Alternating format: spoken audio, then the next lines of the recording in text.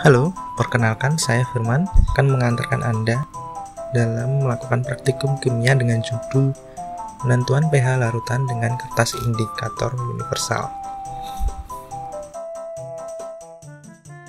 Dasar teori dari praktikum ini adalah pH merupakan singkatan dari daya H atau power of H. Setiap satuan pH melambangkan perubahan logaritma negatif dari 10 kali lipat konsentrasi H+. Misalnya pH 3, maka nilainya adalah 10 pangkat negatif 3 atau 0,001 mol. Larutan netral memiliki pH 7, sedangkan keasaman maksimal dalam larutan berpelarut air adalah 1.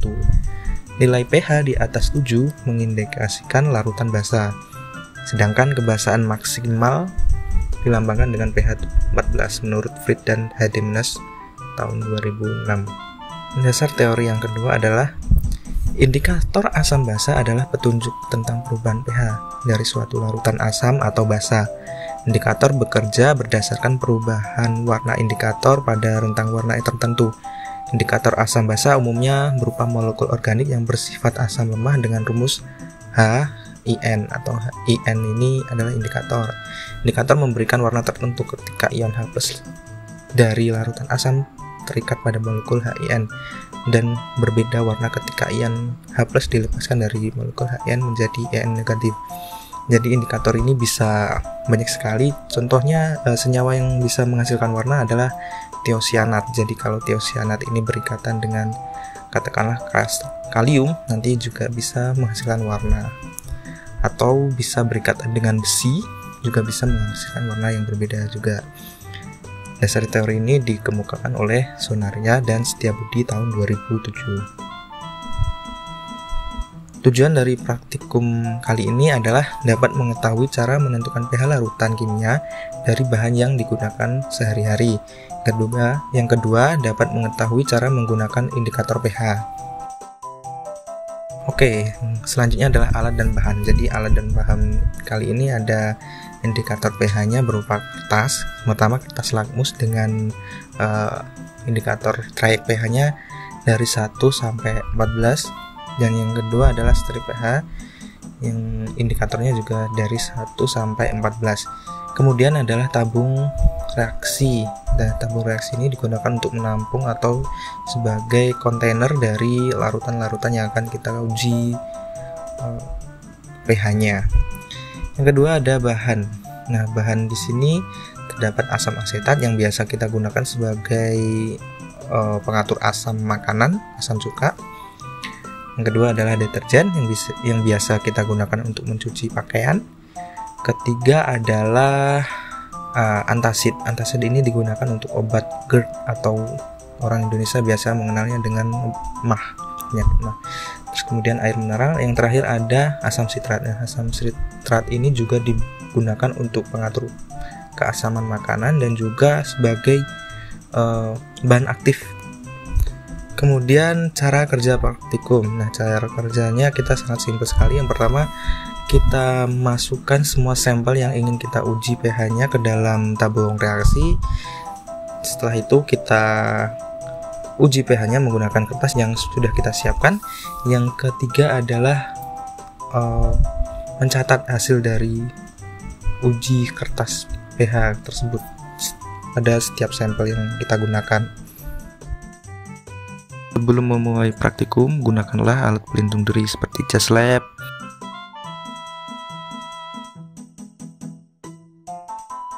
masker,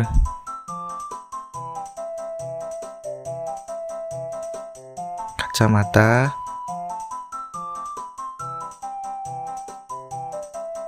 dan sarung tangan untuk melindungi diri kita dari bahan-bahan kimia yang berbahaya. Oke, yang pertama kita langsung introduksi terhadap alat yang akan kita gunakan. Nah, di sini ada pH strip. Nah, di belakangnya ada trayek pH-nya. Jadi, teman-teman kalau kita menggunakan pH strip itu setiap trayek pH itu berbeda ya. Jadi nggak bisa kalau kita beli pH strip dari pabrik ini kita menggunakan pH strip dari pabrik lainnya. Jadi pH yang trayek pH yang sudah ada dalam kemasan itu sudah menjadi acuan baku untuk setiap pH strip. Nah, di sini juga ada 4 warna. Jadi teman-teman juga sudah mempelajari tentang indikator universal. Oke, langsung saja kita uji cobakan. Yang pertama ada asam asetat. Nah, asam asetat ini konsentrasinya hanya 25%. Jadi setiap asam cuka yang Anda beli, 75%-nya adalah air atau pelarutnya. Nah, kalau sudah kita masukkan akan berubah warnanya seperti ini. Terus langsung kita cocokkan, jangan sampai menunggu sampai kering. Nah, di sini menunjukkan angka 2 ya. Jadi bagaimana cara melihatnya? Pertama, teman-teman cari dulu warna yang sesuai dengan pH, warna yang paling atas. Jadi kalau paling atas itu menunjukkan warna kuning, teman-teman cari langsung yang warnanya kuning. Jadi di antara nomor 3 ini belum sampai kuning, yang pH 1 malah berubah warna menjadi merah. Jadi pH yang sesuai adalah nomor 2. Jadi nanti yang bawahnya langsung mengikuti yang paling atas. Nah, langsung kita catat. Oke, kalau sudah kita coba gunakan kertas indikator pH universal yang satunya. Jadi ini kertasnya seperti kertas lakmus, namun bisa mengukur pH 1 sampai 14. Oke, langsung kita celupkan. Terus sudah bisa dilihat perubahan warnanya. Langsung kita cocokkan dengan trayek pH yang ada di kemasannya. Nah, jadi kekurangan dari trayek pH ini adalah warnanya hanya satu, jadi sulit untuk memastikan bahwa apakah warna ini sama dengan yang ada di trayek pH-nya, karena di sini menunjukkan warna oranye bukan warna merah. Jadi seperti angka 3, 4, dan 5. Oke, selanjutnya langsung kita uji coba. Ini adalah air mineral. Yang kita tahu air mineral yang biasa kita beli atau yang biasa kita minum itu pH-nya 7 atau netral. Jadi tidak berbahaya untuk tubuh. Nah, bisa dilihat di sini yang paling atas tidak mengalami perubahan. Kemudian warna hijaunya tidak mengalami perubahan juga. Ini hanya karena campuran air jadi agak mengkilap, agak terang seperti nomor 6. Tapi kalau dilihat dari bawahnya ini juga tidak ada perubahan. Kemudian yang paling bawah juga tidak ada perubahan.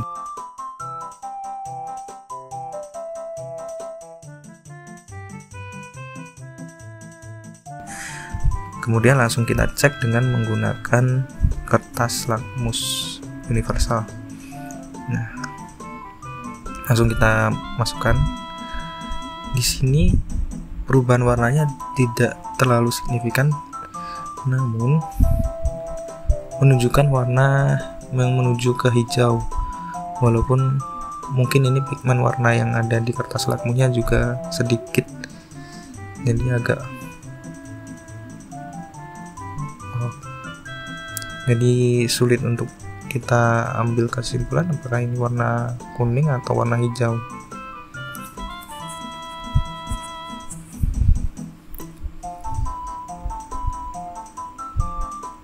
Karena mungkin juga pencahayaan juga mempengaruhi penglihatan mata kita.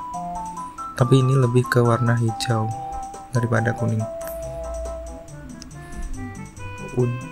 Yang selanjutnya kita uji dari antasid. Antasid ini yang kita tahu biasa digunakan untuk menetralkan asam lambung. Jadi kalau asam itu dinetralkannya dengan basa, maka secara teori harusnya ini menunjukkan angka di atas 7. Nah, langsung kita lihat yang bawah saja.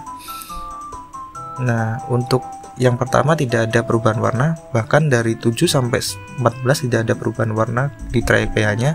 Maka langsung kita lihat yang nomor 2. Nah, nomor 2 ini warna hijaunya menunjukkan warna yang pekat. Jadi kita tahu kalau ini sudah bisa kita ambil kesimpulan bahwa pH dari obat mah ini atau antasid ini adalah 8.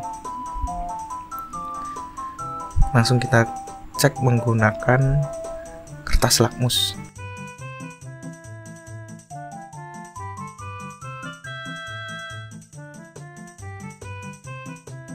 Nah, sudah bisa kita lihat warnanya menunjukkan warna hijau. Tapi bisa teman-teman lihat bahwa di ujungnya ini berwarna kebiruan nih. Jadi tidak rata. Nah, langsung kita cek. Nah, hijaunya hijau pekat sesuai dengan trayek pH nomor 8.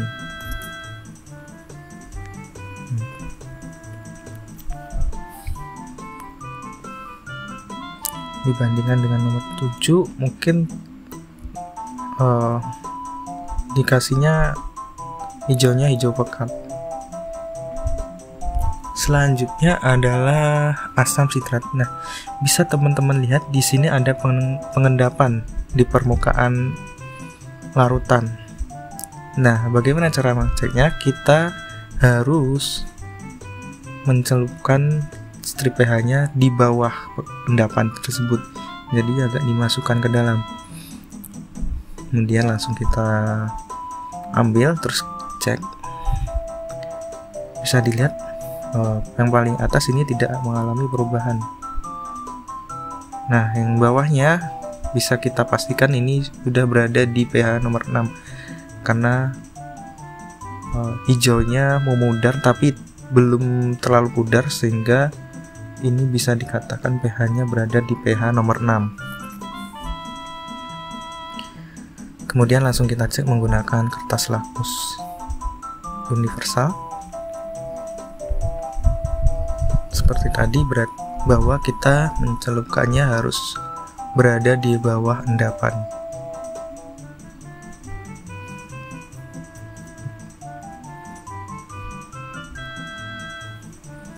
Nah, ini kesulitan kita dalam menggunakan kertas lakmus. Warnanya hampir sama seperti warna biasa, tapi kalau kita lihat ini memang antara kuning dengan orange, tapi lebih banyak yang merujuk ke kuningnya.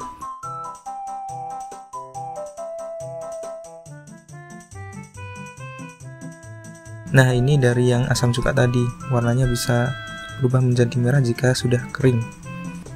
Jadi untuk asam sitrat jika digunakan untuk kedua indikator pH menunjukkan angka 6.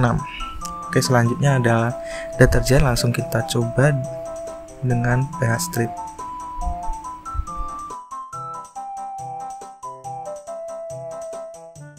Bisa dilihat terjadi perubahan warna di warna ketiga.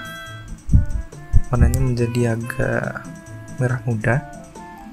Jadi langsung kita cek yang paling bawah. Nah, bisa dilihat di sini kesulitannya berada di antara 1 dan 2. Ini 9 ke atas sudah sama semua. Jadi langsung kita cek menggunakan yang paling bawah juga, nomor 10 sampai 14 juga warnanya hampir sama semua. Jadi yang paling bawah menunjukkan warna kekuningan. Jadi caranya gimana? Dari yang nomor 1, 2, dan 3 ini kita tahu warnanya sama semua dari 10 sampai 14. Maka yang menunjukkan kunci dari mengetahui pH deterjen ini adalah dari nomor 4. Nah, nomor 4 ini kita cari yang dari pH 10 sampai 14 yang warnanya kekuningan ada di pH 10. Berarti dapat kita pastikan larutan deterjen ini pH-nya berada di pH 10. Oke, selanjutnya langsung kita gunakan kertas lakmus universal untuk menguji pH dari larutan deterjen.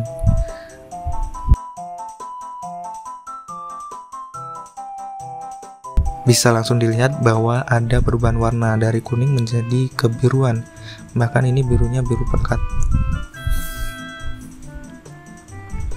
Langsung kita cocokkan dengan trayek pH yang sudah ada di kemasan. Nah, ini bisa menunjukkan angka 10 12, 11, 12, 13, 14. Bahkan di track pH ini angka 10 sampai 14 sangat sulit kita cari perbedaannya. Nah, pigmen warnanya mulai memudar di kertas lakmusnya. Kita cari pH-nya di atas dan di bawah.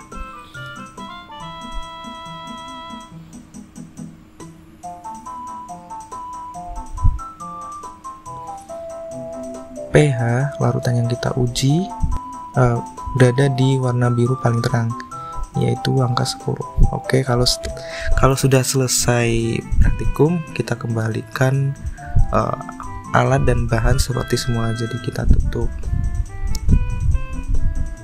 wadah pH stripnya, kita tutup tas lakmusnya, dan kembalikan alat dan bahan praktikum ke tempat semula. Di sini sudah terlampirkan tabel dari hasil praktikum tadi. Nah, untuk pH strip, asam asetat berada pada angka 2, asam sitrat berada pada angka 6, air mineral berada pada angka 7, antasid berada pada angka 8, deterjen berada pada angka 10. Kemudian untuk kertas lakmusnya, asam asetat berada di angka 2, asam sitrat berada di angka 6, air mineral berada di angka 7, antasid berada di angka 8, dan deterjen berada di angka 10. Selanjutnya akan kita bahas perlarutan. Jadi di asam asetat ini sudah kita ketahui bahwa asam asetat ini salah satu dari asam kuat. Walaupun sudah diencerkan sebanyak 25%, konsentrasinya diturunkan sebanyak 25%, tapi pH dari asam asetat ini masih belum menuju ke netral, bahkan masih menuju ke asam kuat. Jadi teman-teman kalau di rumah diharapkan untuk berhati-hati menggunakan asam asetat, jangan digunakan bermain, apalagi kalau mengenai mata atau organ-organ yang sangat vital seperti hidung, kuping, dan mulut. Bahkan asam asetat ini jangan sampai diminum atau terminum karena dapat mengubah pH mulut. Dari kertas lakmus ini tadi bisa kita lihat bahwa kertas lakmus kalau sudah kering warnanya bisa menjadi merah kemerahan, jadi tidak seperti yang kita lihat ini warnanya menuju ke oranye. Untuk pH strip bisa langsung kita ketahui bahwa asam asetat ini menuju ke pH 2. Kemudian kita lanjutkan ke air mineral yang kita tahu kita gunakan sehari-hari, juga pH-nya menuju ke 7, pH-nya netral, karena air mineral memang digunakan untuk kebutuhan sehari-hari dan diharuskan untuk tidak berbahaya, sehingga air mineral ini bisa dipastikan 7. Dan kalaupun kita uji sudah menunjukkan angka 7 untuk setiap indikator pH-nya. Kemudian ada antasid. Nah, teman-teman, antasid ini sering digunakan sebagai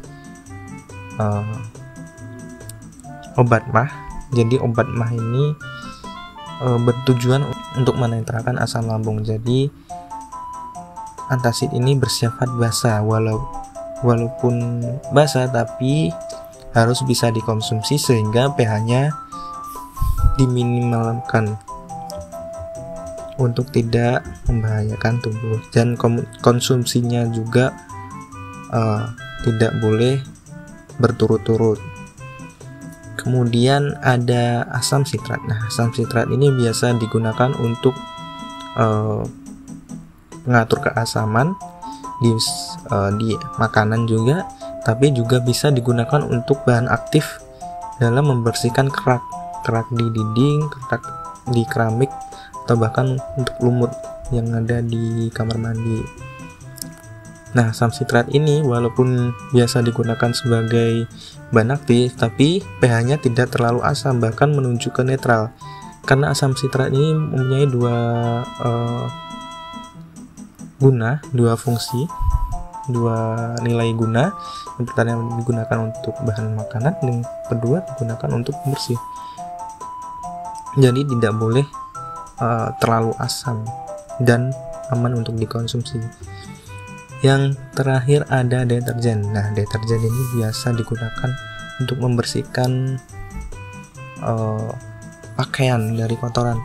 Jadi kotoran yang ada di baju itu biasanya membawa bakteri. Nah, bakteri ini bisa dihilangkan menggunakan larutan yang bersifat basah.